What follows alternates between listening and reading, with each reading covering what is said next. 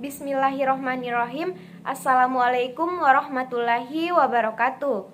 Perkenalkan, nama saya Ira Andraini dari kelas M21.1 dengan NIM 2104075010005. Pada video kali ini, saya akan menjawab beberapa pertanyaan yang telah diberikan. Organisasi sistem pertandingan adalah sekumpulan orang yang saling bekerja sama untuk mengatur jalannya pertandingan agar berjalan lancar, sehingga mewujudkan dan mencapai tujuan pertandingan. Pertandingan adalah kegiatan olahraga yang menggunakan istilah menang, kalah, dan seri, di mana di dalam pertandingan dilakukan oleh dua kubu yang saling tatap muka, saling menjatuhkan atau saling menyerang lawan. Contoh pertandingan yaitu sepak bola sarung, tarik tambang, catur, cangke, boy-boyan, lempar sendal, kasti, patok lele, dan takraw. Sedangkan perlombaan adalah kegiatan olahraga yang menggunakan istilah menang dan kalah, di mana pertandingan ini peserta tidak saling menjatuhkan ataupun menyerang lawan, tetapi berdiri pada masing-masing posisinya.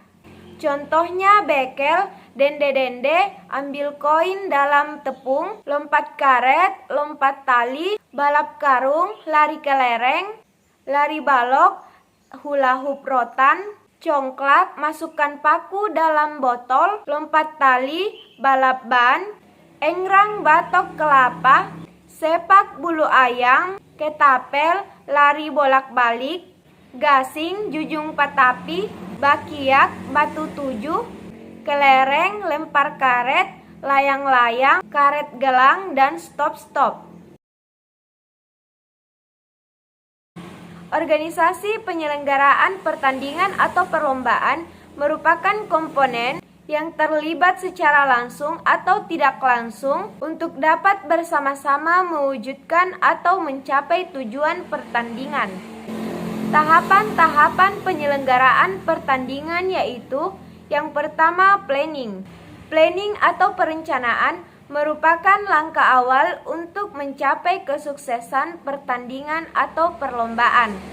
Terdapat 4 perencanaan yang harus diperhatikan, yaitu perencanaan waktu, perencanaan tempat, perencanaan fungsi, dan perencanaan tujuan. Selanjutnya, organizing.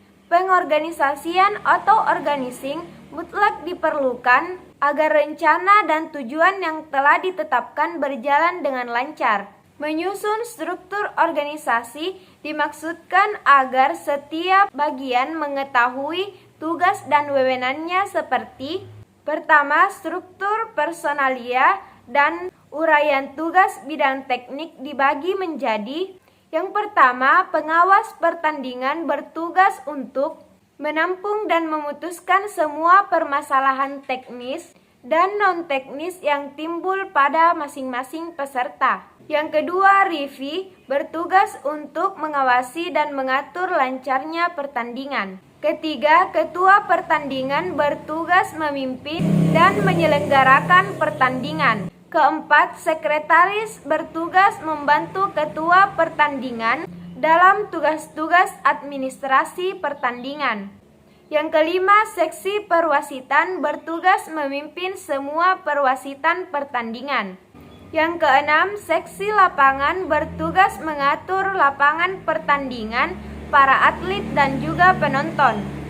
Dan yang ketujuh, seksi perlengkapan bertugas mengadakan semua peralatan pertandingan. Selanjutnya, struktur personalia dan uraian tugas bidang logistik dibagi menjadi: yang pertama, ketua bidang logistik bertanggung jawab kepada ketua umum panitia. Kedua, seksi pengadaan bertugas menyiapkan semua peralatan yang dibutuhkan dalam pertandingan. Ketiga, seksi akomodasi bertugas mencari dan mengurus tempat-tempat pemondokan peserta. Keempat, seksi konsumsi mengatur semua hal-hal yang bersangkutan tentang konsumsi panitia dan juga peserta. Dan yang kelima, seksi angkutan bertugas untuk mengatur jadwal dan tata tertib layanan pengangkutan.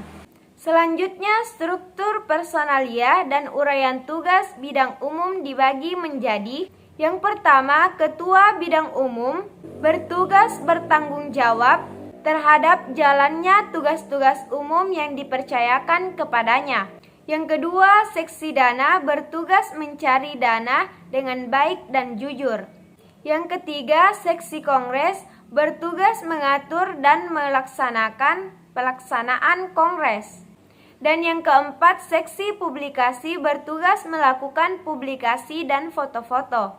Selanjutnya, langkah-langkah penugasan dalam pertandingan yaitu: yang pertama, persiapan. Di dalam persiapan harus menentukan bidang tugas dan struktur organisasi, menentukan tenaga kerja, menentukan anggaran, menentukan peserta, undangan untuk peserta, menyiapkan alat dan lapangan, menyusun acara pertandingan, dan menyusun aturan pertandingan.